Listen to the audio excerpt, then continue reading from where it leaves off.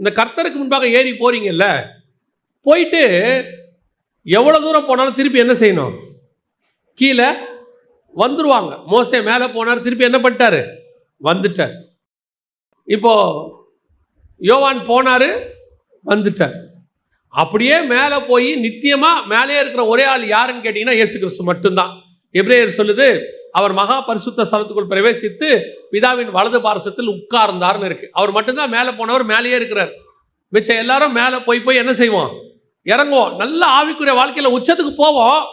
நல்ல கர்த்தர் பேசுவார், வெளிப்பாடு கொடுப்பாரு, சில முக்கியமான காரியங்கள் சொல்லி கொடுப்பாரு. கொஞ்ச நாள் பார்த்தீங்கன்னா திருப்பி கீழே இறங்கிடுவோம். அப்போ நம்ம யோசிப்போம், அன்னைக்கு இருந்த மாதிரி இன்னைக்கு இருக்க முடியலையே.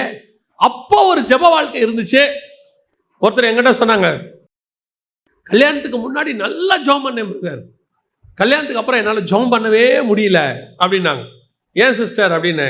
வீட்டை பார்க்கணும், பிள்ளைகளை பார்க்கணும், எல்லாம் பார்க்கணும்.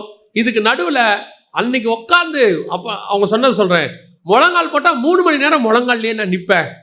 இப்போ அப்படிலாம் முடியறதில்ல, வேலை நிறைய காரியங்கள். உண்மை, பல நேரங்களில் நம்ம ஆவிக்குரிய ஸ்டாண்டர்ட் நல்லா மேலே போய் நல்ல ஜபத்தில் அப்படியே இருப்போம். எப்படித்தான் கீழே இறங்கணும்னே நமக்கு தெரியாது, யார் இறக்குனானும் தெரியாது. அப்படியே கொஞ்சம் கொஞ்சமாக இறங்கி கொஞ்ச நாள் கழிச்சு பார்த்தீங்கன்னா இந்த முன்னாடி கீழே இருந்தோமே அதை விட மோசமான கண்டிஷனுக்கு போனாலாம் இருக்கு. அப்புறம் சொல்லுவாங்க, ஏன் என் ஆவிக்குரிய வாழ்க்கை இவ்வளோ மோசமாயிடுச்சுன்னே தெரில. முந்திய நான் சொல்றது 100% ப்ராக்டிக்கல். எல்லாருமே ஒரே ஸ்டாண்டர்டில் மேலே இருந்தாங்கன்னு சொல்ல முடியல. நிறைய பேருக்கு அப்ஸ் அண்ட் டவுன்ஸ் இருக்குது. நல்லா மேலே போகிறாங்க, அவங்களே பார்த்தீங்கன்னா சில நாளில் என்ன செய்கிறாங்க? அப்படியே கீழே இறங்குறாங்க. நீங்கள் பார்த்தீங்கன்னா கானானுக்குள்ளே வருவார் ஆபிரகாம், திருப்பி எங்கே போயிடுவார்? எகிப்துக்கு போயிடுவார். அங்கே போவார், திருப்பி எங்கே வருவார்? கானானுக்கு வருவார். இது ஒரு அப்ஸ் அண்ட் டவுன் மாதிரி. இது எகிப்துக்கு போகிறது வர்றது, அதான் பைபிள் சொல்லுதுல, போக்குவரத்தாக இருந்தார்கள் அப்படின்னு. அந்த போக்குவரத்து மாதிரி ஸ்பிரிச்சுவலியும் ஒரு ஃப்ளக்சுவேஷன். நல்லா ஜாப் பண்ணுது ஒரு பீரியடில், நல்லா ஜாப் பண்ணிகிட்டே இருப்போம். கரெக்டாக பிசாசு, நான் இப்போ திருப்பி சொல்கிறேன், நமக்கு பிசாசு இந்த கொம்பு வச்சுக்கிட்டு வால் வச்சுக்கிட்டுலாம் வரமாட்டான்.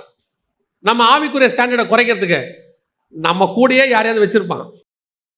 நம்மளை அப்படியே கொஞ்சம் கொஞ்சமாக அந்த ஆவிக்குரிய வாழ்க்கையிலேருந்து இறக்குறதுல, நம்மளை ஏற்றுறதுல அவங்களுக்கு பங்கு இருக்குதோ இல்லையோ தெரியாது, நம்மளை இறக்குறதுல அவங்களுக்கு நல்ல பங்கு இருக்கு. நான் அனுபவத்தில் உங்களுக்கு சொல்கிறேன், நம்ம ஆவிக்குரிய வாழ்க்கையில் வளர்கிறதுக்கு நமக்கு ஹெல்ப் பண்ணுறாங்களா இல்லையான்னு தெரியாது. ஆனால் நம்ம ஆவிக்குரிய வாழ்க்கையிலேருந்து இறக்கிறதுக்கு ஒரு கூட்டமே பிளான் பண்ணி ஹெல்ப் பண்ணும். எப்படித்தான் நம்மளை இறக்கி கொண்டாடுவானே தெரியாது.